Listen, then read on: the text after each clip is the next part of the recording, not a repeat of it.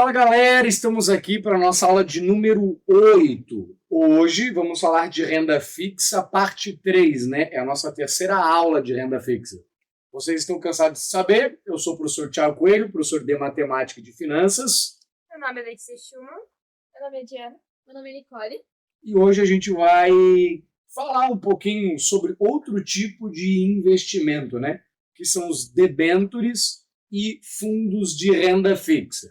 Mas só para a gente lembrar rapidinho, né? Acho que é sempre importante sempre trazer à tona. Na nossa última aula, que foi Renda Fixa Parte 2, que foi a aula número 7, a gente viu LCA, LCI, CRA e CRI. Vai lá. É bom lembrar algumas das principais características desse tipo de investimento. Ambos são isentos de imposto de renda, podem ser pré-fixados, pós-fixados e híbridos. Isso. Os pré-fixados podem ter uma visibilidade do seu lucro e data de vencimento antes de realizar o investimento.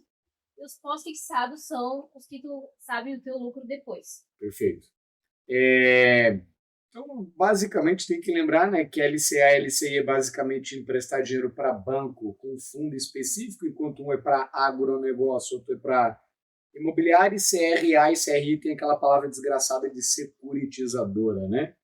Então, mas é só para lembrar o que a gente viu na aula 7. Hoje mesmo a gente vai falar sobre fundos de renda fixa e debêntures. Basicamente, os debêntures são títulos de dívida de empresas que são de capitais abertos nas bolsas de valores. Só lembrar que quando a gente fala título de dívida, a gente no fundo está dizendo que a pessoa compra a dívida, né? Então, quando eu digo que debênture ele é um tipo de investimento e eu digo que ele em si é um título de dívida, o que a pessoa tem que entender? Que ela está comprando uma dívida. Essencialmente, ela está emprestando dinheiro para a empresa pagar uma dívida dela. E aqui vocês sabiamente colocaram o Petrobras, né? A Petrobras tem um monte de dívida, é inegável. Plataforma de petróleo, sei lá, túnel, sonda. Ela gasta dinheiro, ela pede dinheiro para as pessoas para pagar essa dívida. Imagine que debêntures é um tesouro direto de uma empresa. Enquanto o tesouro direto é título da dívida pública, debênture é de uma empresa. E fundo de renda fixa? Fundo de renda fixa são vários investimentos de uma vez só. Legal. Como os RA, os LCA e o CRA. Todos eles. Perfeito. Basicamente, o fundo de renda fixa, eu acho que ele é recomendado, né? A gente vai comentar mais sobre isso. Ele é recomendado para aquele tipo de pessoa que não sabe por onde começar, digamos assim. Mais conservadora. Isso, boa, Nicole! A primeira palavra do dia, conservador. Fundo de renda fixa é para aquelas pessoas que têm medo, são mais conservadoras.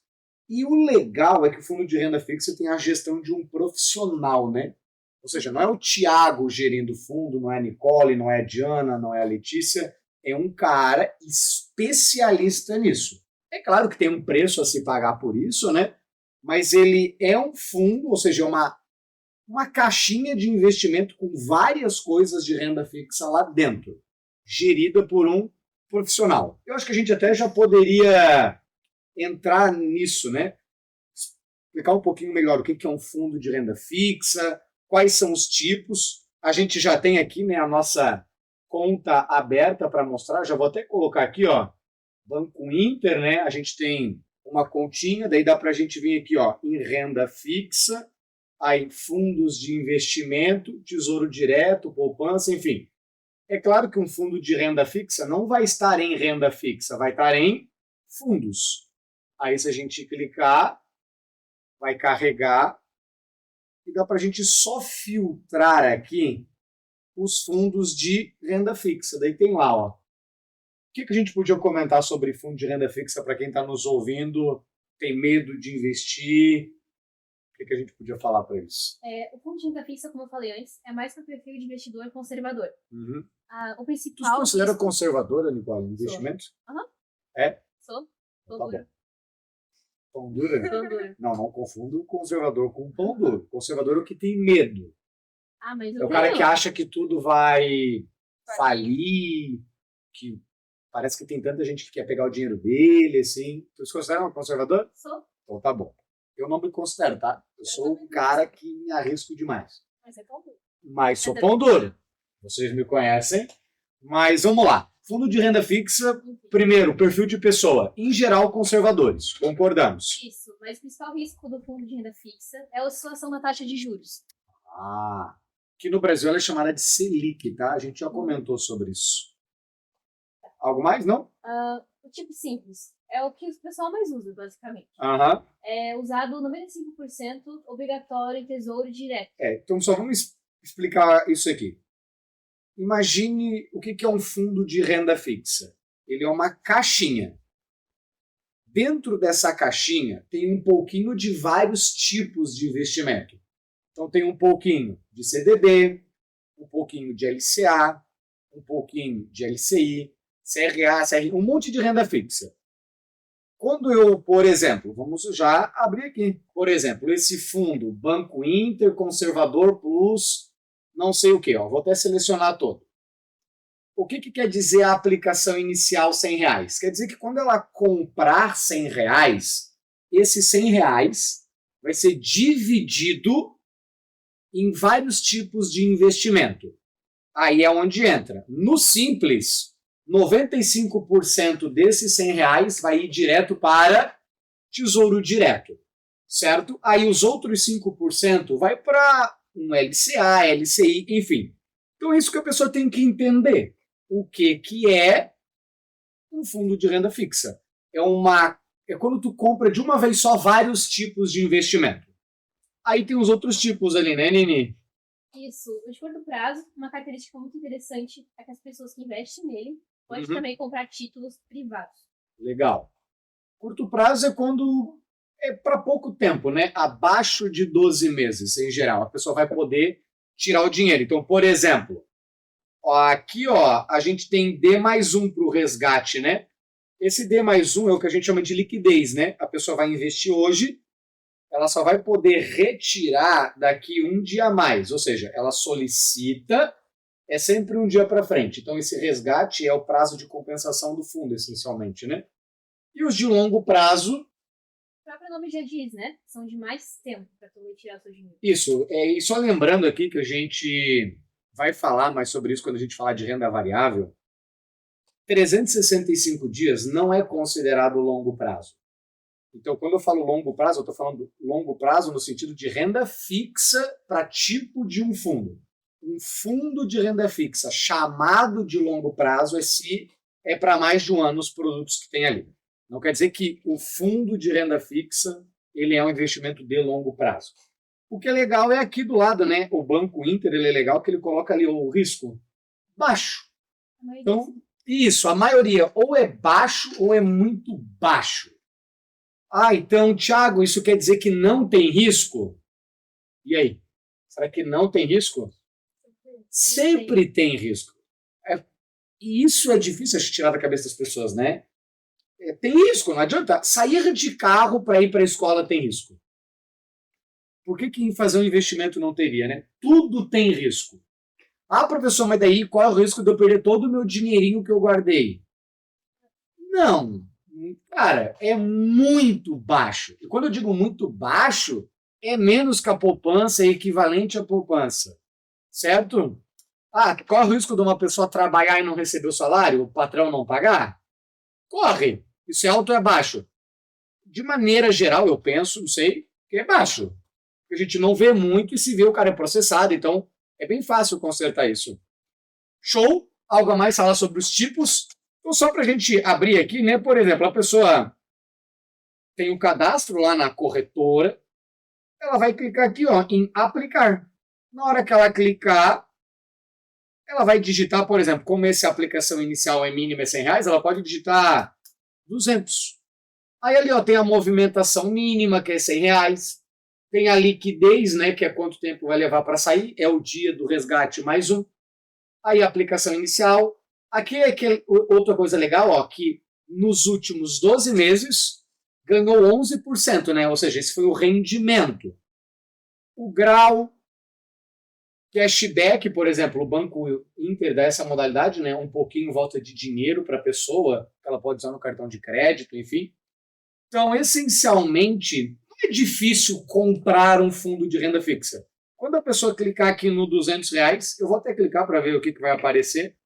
Aqui, ó, uma coisa legal. Ah, professor, o senhor falou que um fundo de renda fixa é legal porque tem um profissional investindo. Sim, investindo não, gerenciando. Acho que a gente pode colocar aqui as vantagens, né? Gestão profissional. A pergunta que a gente tem que se fazer é: eu, Thiago, que trabalho com o mercado financeiro, eu não me considero profissional. Não me considero. Porque eu não vivo disso, eu não trabalho diretamente com isso. Tipo, eu não trabalho numa corretora, eu não trabalho num banco. Tem pessoas que trabalham com isso.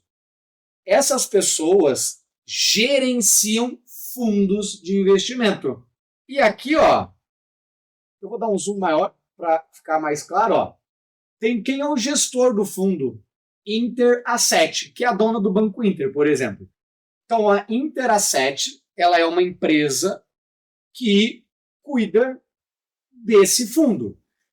Os profissionais dela que vão escolher aonde vai aplicar o dinheiro da Nicole. Aí a pessoa pode pensar, será que o cara sabe o que está fazendo? Eu acho que sim, ele é profissional, certo? Vocês acham que sim? Esperamos que sim. É o que a gente espera. Professor, mas como que eu vou saber se o gestor Interasset é confiável? Tu pode colocar no Google, ó, Interasset. Aí tu vai pesquisar no Google, vai vir um monte de informação sobre eles, sobre empresas, vídeo no YouTube, tipo, a gente tem que aprender a pesquisar informação. Esse é o gestor. Aí taxas, né? Eu acho muito importante isso. Tem uma taxa de administração de 0,8. Alguém quer comentar sobre isso?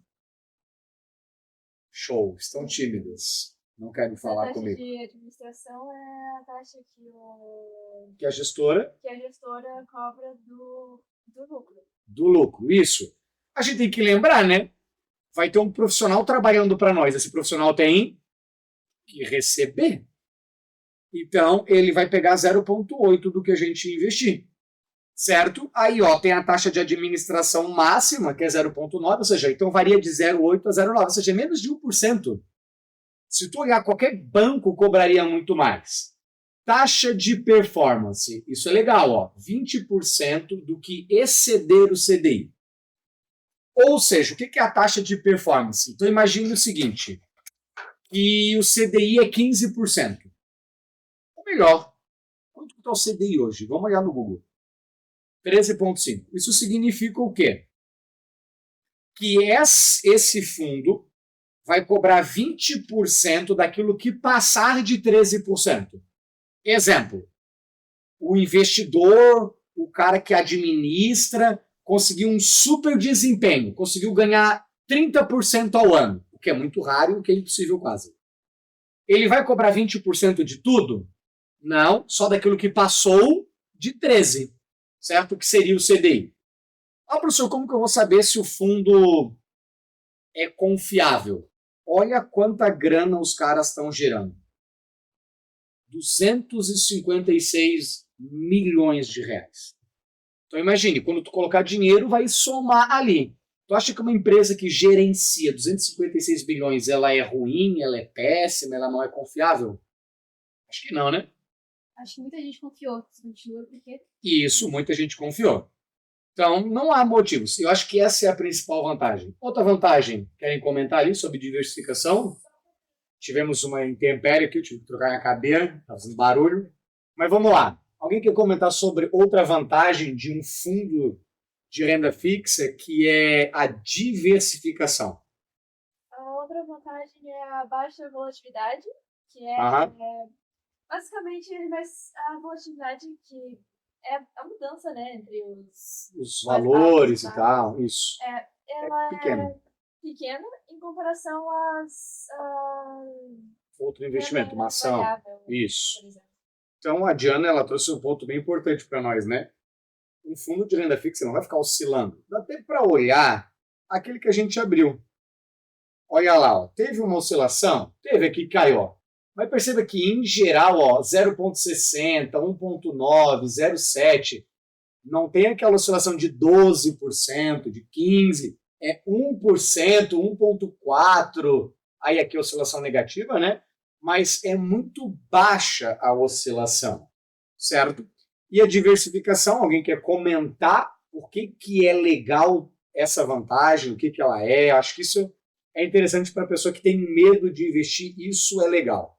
Diversificação é sempre mais garantida do que só colocar em uma coisa só.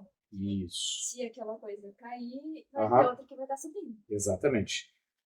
Exato. Quando a pessoa ela pega, voltando lá, né, e coloca esses R$ 200 que a gente vai colocar, a administradora ela vai colocar esse dinheiro em vários lugares. Então ela vai espalhar e a gente acaba diversificando, correndo menos risco ainda.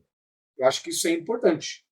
Aí se a pessoa consegue olhar, ó, do ladinho, ó, tem aqueles que pagaram 13%, tem os que pagaram 11%, 10%, 11%, 12%. Perceba, eles não vão, ó, teve os bosta, né, os ruins, que um fundo de renda fixa que pagou 6%, saiba de uma coisa, é ruim, certo? 7, 8, tudo isso é horroroso. Aí, é claro, a gente olharia os outros, né? Ah, professor, não dá para ganhar muito mais que 13%? Não, é renda fixa. Então a pessoa ela tem que ter também uma ideia de que renda fixa não é uma ação, não é renda variável, né? Quanto maior o risco, maior o ganho. Isso, quanto maior o risco, maior o ganho. Como aqui é tudo, vamos ver qual é o risco? Baixo, moderado, baixo. Então não adianta eu esperar ganhar muita grana. Esse é aquele investimento que a pessoa tem que ter, por exemplo, uma reserva de emergência, ó, porque todos eles o resgate é bem curtinho, exceto esses aqui, né, ó, D mais 61, D mais 31, D mais 45.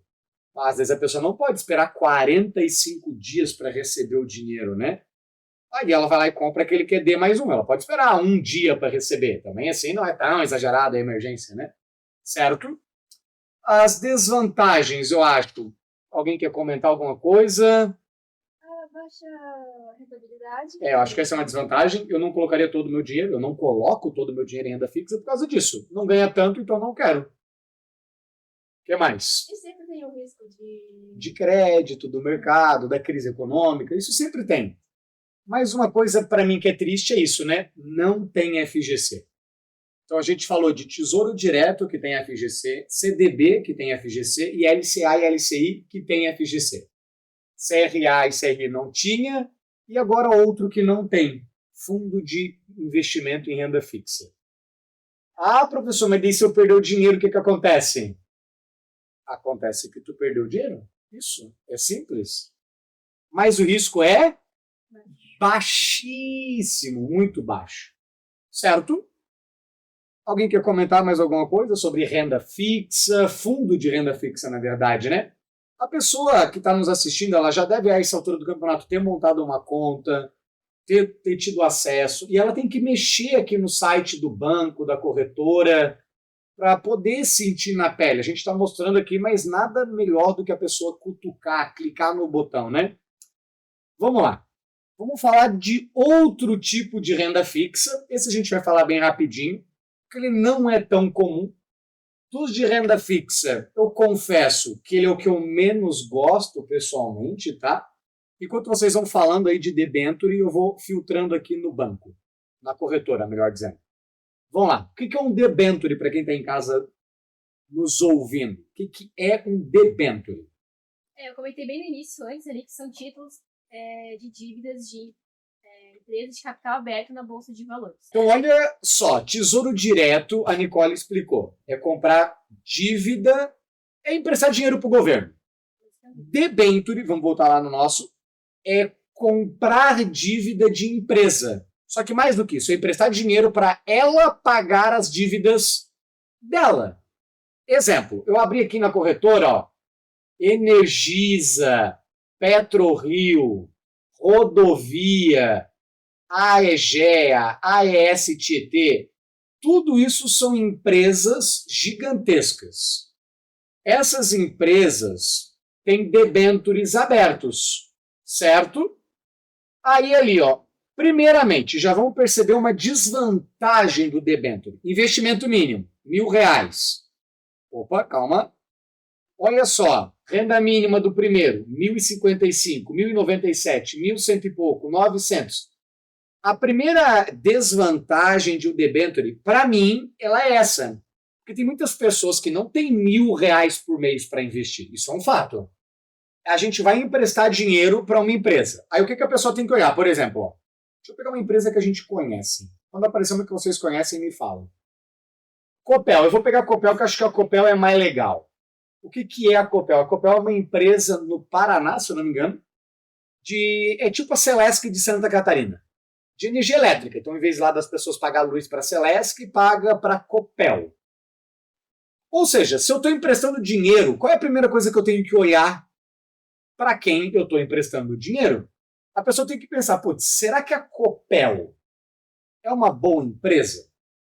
Ou ela é uma empresa meio caloteira? A pessoa tem que ver o histórico dessa empresa, ok? Esse daqui é legal, ó, que ele é isento de imposto.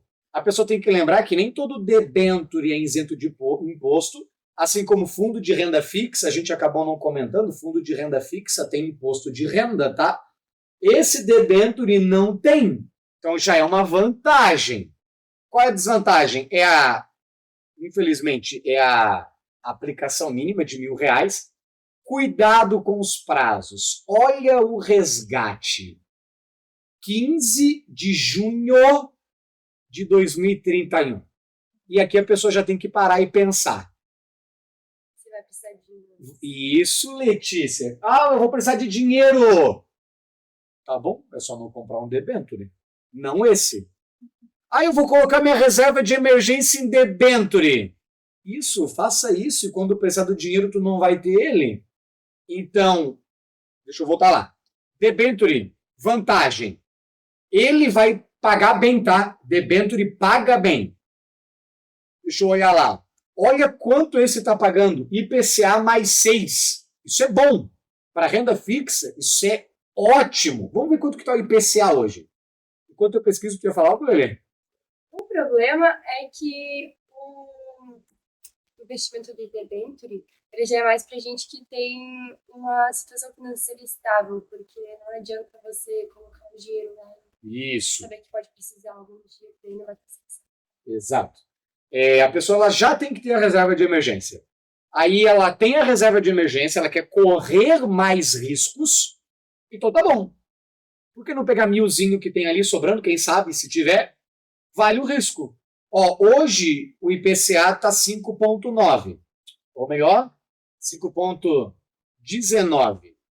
Com mais aquele 6,3 dá 11,5. Apesar de que tem tesouro direto que está pagando mais do que isso, né? Então, esse debênture eu não compraria, porque apesar de ser 11 e pouco, eu acho ainda baixo, certo?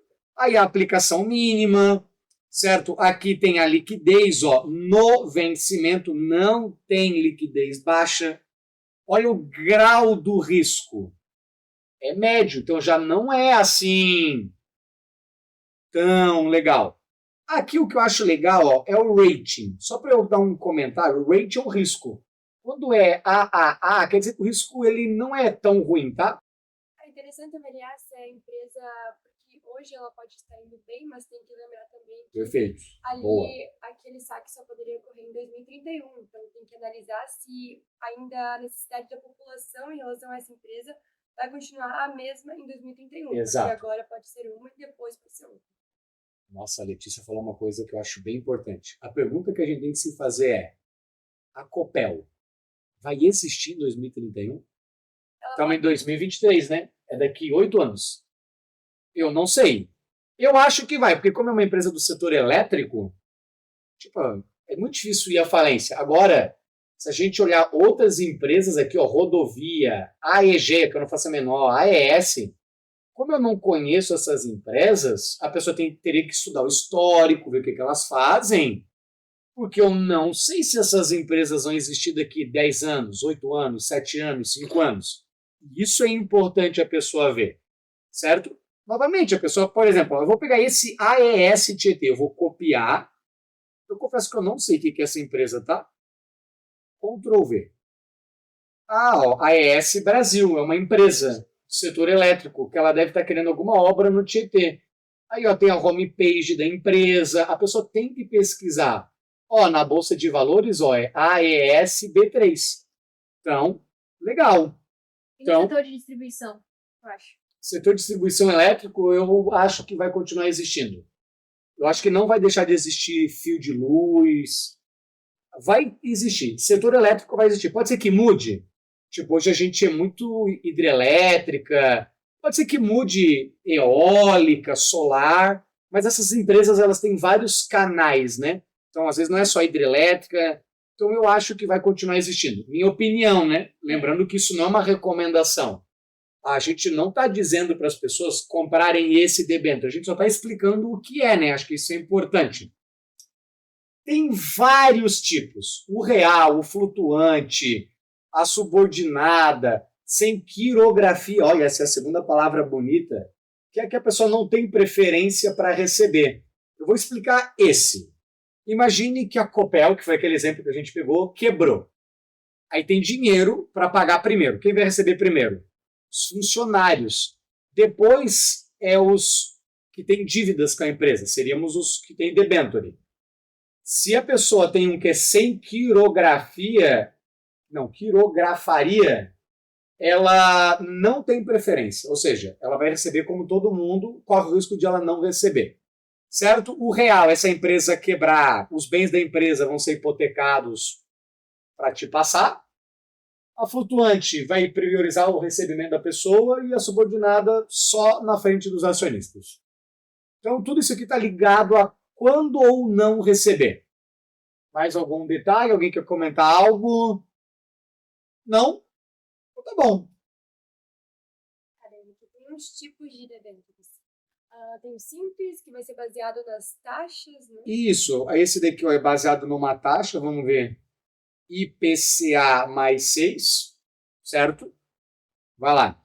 Aí tem os conversíveis, que daí eles têm a possibilidade de trocar por ações da empresa. Isso, esse é um dos seguros, digamos assim. A Copel não vai conseguir pagar a dívida, mas eu te dou a ação dela, então. Eu posso não te pagar, mas te dou ações. Entre não perder nada e ganhar ações, eu prefiro ganhar ações do que perder, certo? Permutável, que daí você pode pegar ações de outras empresas. Isso, esses são bem raros, tá?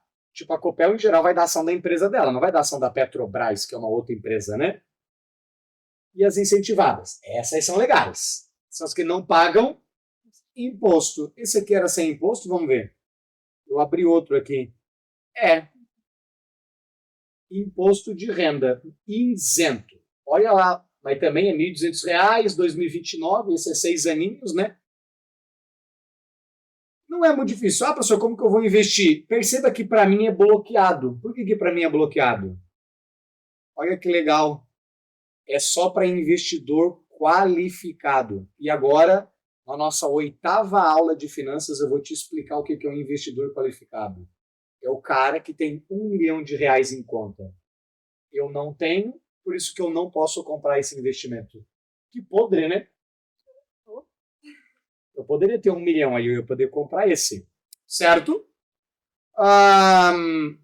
Risco não tem FGC. Rentabilidade acima da média. Legal, né? Querem comentar algo a mais? Não, os riscos são esses mesmos. São. Acho que sim. Certo? Aí aqui tem só um resuminho do que a gente falou hoje, né? Fundo de renda fixa. Quer investir em várias coisas de uma vez só? Debênture e título de dívida. Muito obrigado, né? Para você de casa, essa foi a nossa 8ª aula. A próxima, vocês já vão entrar no mundo das rendas variáveis. Ações. É legal, hein? Renda variável é legal. É bom ter medo, mas é legal também correr riscos. Show, meus amores? Show? Tchau, tchau. Nos vemos na próxima aula. Até a próxima. Tchau.